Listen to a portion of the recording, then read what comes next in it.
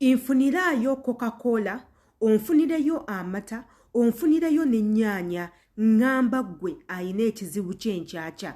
Nfunirayo soda owa Coca-Cola, onfunireyo amata, onfunireyo n'ennyaanya. Bino bye tugenda okutabula okulaba nga twejjako enkyakya. Enkyakya ziswaza, enkyakya ziruma, enkyakya bw'otazifaako osobola n'okufuna kansa ow'olususu ng'avudde ku nkyakya. Enkyakya zino eno mbi nnyo eri omuntu yenna. Enkyakya ezo tezinyumira mu ngatto. Enkyakya ezo ziyuza engoye. Ky'oba okola kiri kimu, ifuna Coca-Cola wo, ofune amata, ofune n'ennyaanya okulaba nti nno enkyakya zino ozigoba permanently obutadda mu bulamu bwo. Tusobola okufuna enkyakya zino eno mu bifo eby'enjawulo. Enkyakya zino eno w'obanga otambuza bigere osobola okufuna enkyakya. Bw'obanga akasana kakuyiseemu sunburn osobola okwatika ebigere.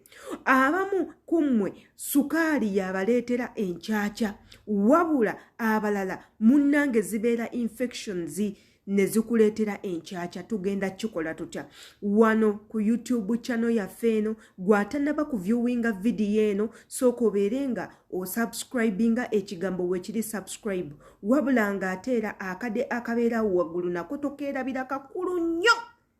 Katya bw'okakoonako buli video yonna eneetuula ku eno channel egenda kusookera wo gw'ogenda okusooka okugiraba, era ne bye twogeddeko obeere nga obipracticinga mu bunnambiro, anti gy'okoma okwanguwa ne results zijja kwanguyira okujja. Wabula ng'ate nze abeerawo okubanga mbatuusaako waako ono, nze akola research era nze aleeta waako ono. Feesi eno gy'olaba ng'amannya yenze Shila Adita.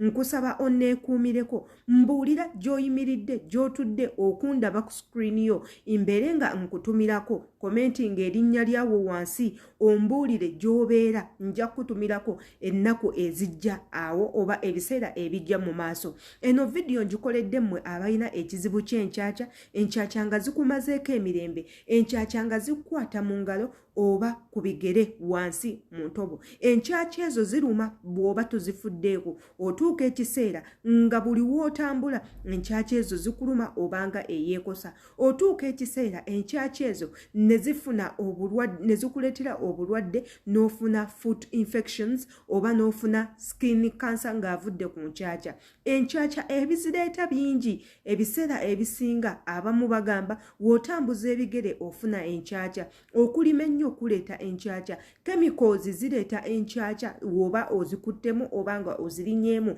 osobola okufuna enkyakya. Enkyakya ezo osobola okuzijjanjaba ne ziwonera ddala. Ogenda kukola otya? Kwe kunfunira Coca-Cola oyo gwe nkusabye, onfunire amata ago ge nkusabye, onfunire n'ennyaanya gye nkusabye. Ebintu bino byonna bye nkugambye birimu substances erwanisa obuwuka, substances ereeta okubanga osofteninga omubiri gwo oba olususulo. Ogenda kukola otya? Kwata Coca-Cola wo, okwate akakopo onteeremu kakoota, okateeke mu bawelo yo ennungi, okwate amata, teekamu ebijiiko byo 3 ebijiiko ebisena sukaali 3 eby'amata, otabule wamu bulungi nnyo byemikisinge bulungi. Then bw'omaliriza kwata ennyaanya yo obeere nga ogikuba mu blender, okwatemu ebijiiko 5 ebya tomato juice oyo gw'okubye, otabulemu bulungi nnyo. Then bw'omaliriza kwata amazzi ago ogateeke mu bbaafu, oteekemu ebigere byo obinnyike okumala eddakiika 3. Bw'omala okubinnyika okumala eddakiika 3 bijjeemu bulungi nnyo, obisiimuule bulungi. W'oba seekyo bw'oba omaze okubinnyikamu eddakiika 3, kwata brush yo obeere nga okuuta ebigere ebyo. Bw'omala okubikuuta, okuuta wokka ewali enkyakya, oba ziri mu ngalo oba ziri mu bigere, omale okukuuta bulungi nnyo, obinaazeeko bulungi nnyo, obikaze bulungi nnyo. Then bw'omaliriza kwata vaseline wo ono bulungi nnyo obeerenga omasajinga ebigere ebyo. Vaseline ono agenda kuyambako okusofteninga awo wookuuse. Bw'omala okukuuta bulungi ebigere byo ng'omaze okubinnyika mu substance eri okutta akawuka, binaabe oteekeko Vaseline ono agenda kuyamba okusofteninga awo ewali damage. Ate era ajja kuyambako okubanga ajjako olususu olwo olufu. Teekako Vaseline wono bulungi nnyo okwate stokes zo.